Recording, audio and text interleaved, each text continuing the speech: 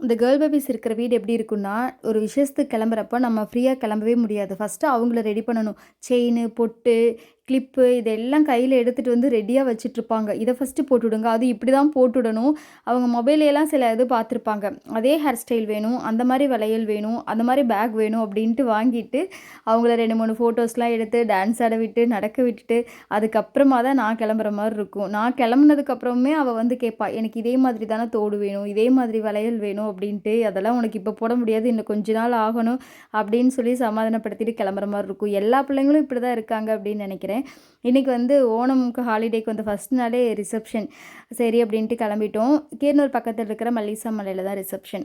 இதே கோயில்ல தான் எனக்கும் கல்யாணம் நடந்துச்சு. பாப்பா தம்பிகிட்ட கூட சொல்லிட்டு இருந்தேன். அம்மாவுக்கு இங்க தான்டா கல்யாணம் நடந்துச்சு அப்படின்ட்டு. கோயில் ஃபுல்லா சுத்தி வந்துட்டு சாமி கும்பிட்டு ரிசப்ஷன்ல போய் பொண்ணு மாப்பிள்ளையெல்லாம் பார்த்துட்டு சாப்பிட்டு கிளம்பியாச்சு. ஆக்சுவலி இந்த கோயில் வந்து இதில இருக்க சிவன் வந்து தானா உருவானது. இந்த மலையோட ஷேப் பார்த்தாலே அப்படியே சிவன் மாதிரியே இருக்கும். அவ்வளோ சூப்பரா இருக்கும். நல்லா ஹைட்டான மலை. இந்த ஊர் சரௌண்டிங்ஸில் இருக்கிற எல்லாருமே கண்டிப்பாக ஒரு டைம்னாச்சும் ஏறி இறங்கியிருப்பாங்க. அதுவும் சித்ரா பௌர்ணமி அப்போயெல்லாம் ரொம்ப கூட்டமாக இருக்கும். நிறைய பேர் மேலே ஏறி கீழே இறங்குவாங்க. ரொம்ப ரொம்ப சக்தி வாய்ந்த மலை. நெக்ஸ்ட் வேறு வீடியோவில் பார்க்கலாம். தேங்க்யூ.